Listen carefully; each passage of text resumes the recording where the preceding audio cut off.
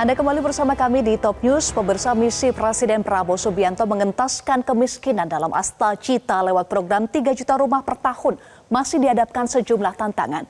Bagaimana strategi pemerintah di tengah kekhawatiran bahwa program 3 juta rumah per tahun dianggap tidak realistis? Inilah catatan Kabinet Merah Putih meneropong nasib program 3 juta rumah.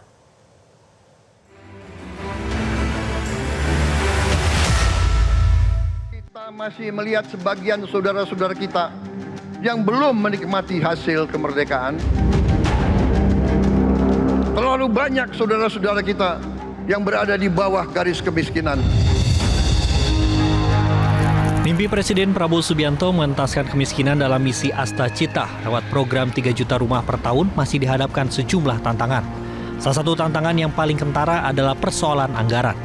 Pasalnya alokasi anggaran untuk program perumahan tahun 2025 di Kementerian Perumahan dan Kawasan Permukiman atau PKP tahun 2025 hanya sebesar 5,1 triliun dari total anggaran 5,27 triliun. Padahal kebutuhan anggaran program pembangunan rumah mencapai 53,6 triliun rupiah.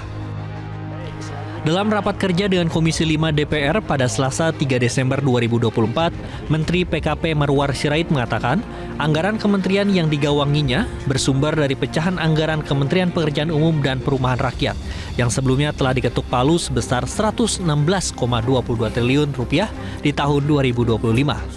Marwar menjelaskan hingga saat ini pihaknya belum mendapatkan lampu hijau untuk melakukan usulan penambahan anggaran. Artinya masih ada gap kebutuhan anggaran untuk perumahan sekitar 48 triliun rupiah. Saya melihat banyak sekali anggaran yang diusulkan juga dari Satgas Perumahan dan lain sebagainya. Saya melihat bahwa dari teman-teman itu yang prioritas adalah BSPS. Dalam ABT kami itu kami anggarkan 2,4 triliun Ketua. Buat 2025. Jadi kami juga terus terang membutuhkan dukungan dari Komisi 5 untuk menggolkan anggaran-anggaran ini. Ini bisa sampai sekitar 146.000 rumah, Pak Ketua. Jadi kalau kami diizinkan sebenarnya itu sudah saya sampaikan tuh Pak Ketua.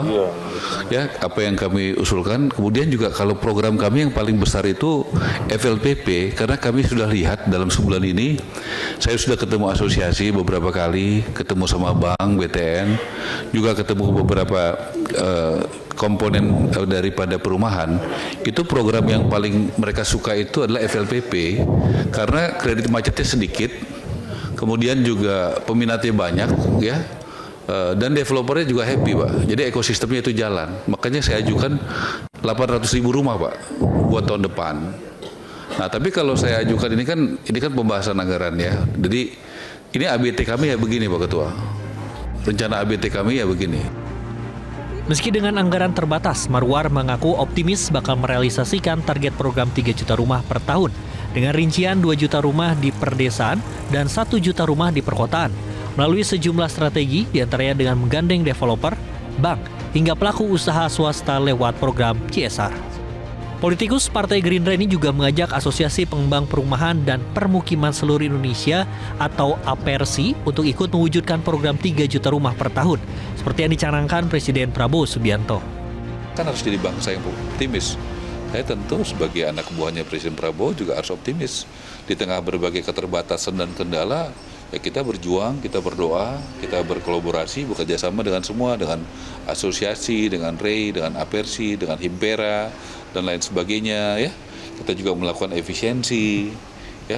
Kita juga membuat keterbukaan sehingga kontrol publik menjadi tinggi, gitu. Jadi itu terobosan-terobosan kita lakukan, bagaimana memanfaatkan bekerja sama dengan Jaksa Agung, sudah mendapatkan tanah yang besar di Banten dari koruptor untuk bisa kita gunakan buat rumah rakyat, ya. Saya akan bertemu mudah-mudahan minggu depan dengan Kementerian Keuangan, kemudian juga Bank Tanah, sehingga bagaimana kesejahteraan rakyat itu melalui perumahan ini bisa dijalankan.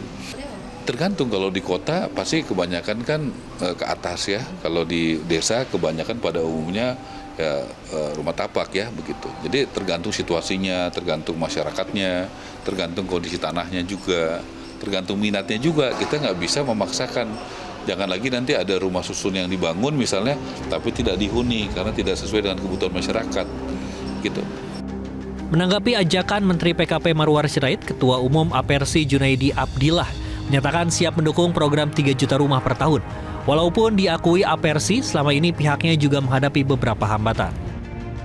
3 juta rumah, dan kebetulan kita sudah berapa kali diajak rapat sebelumnya, sebelum berdirinya Kementerian PKP, kita kan juga sudah diajak bincang dengan Satgas Perumahan.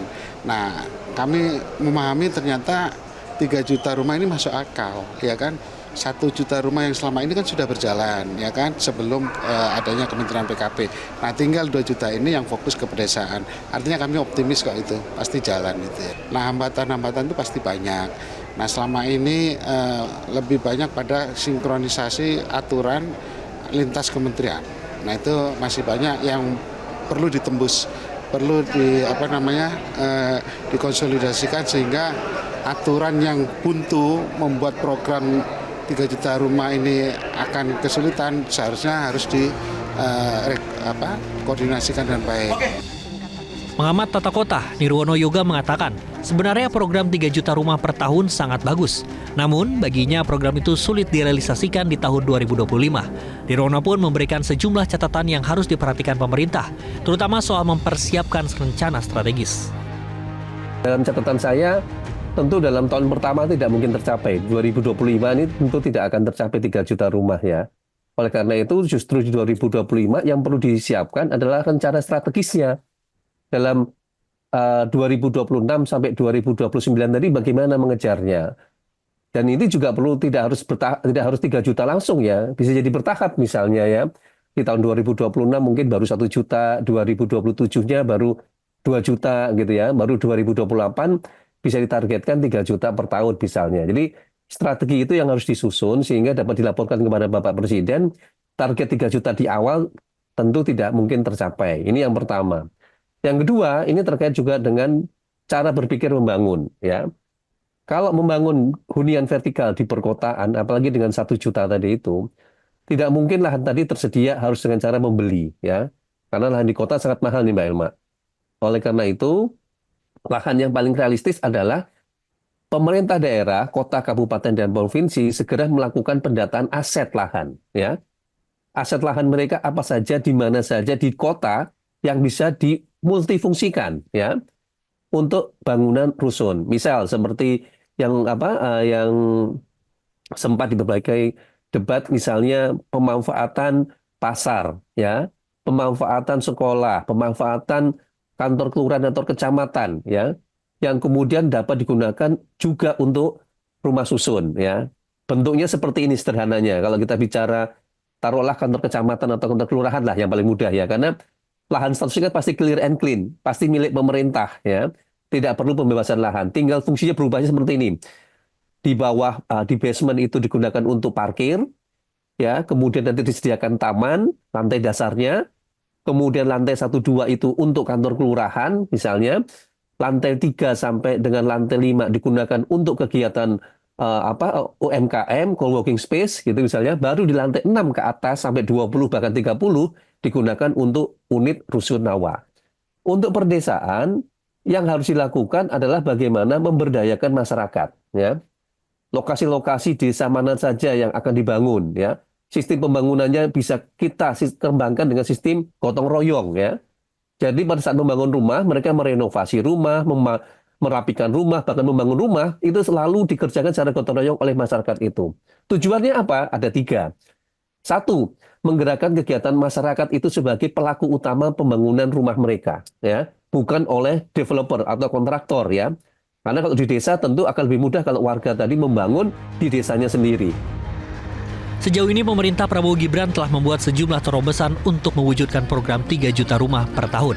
Beberapa di antaranya adalah dengan menghapus biaya-biaya perolehan hak atas tanah dan bangunan, serta retribusi persetujuan bangunan gedung bagi masyarakat berpenghasilan rendah, mempersingkat waktu kepengurusan keduanya dari 45 hari menjadi 10 hari, hingga memanfaatkan rumah susun untuk tempat tinggal warga miskin seperti di Jakarta.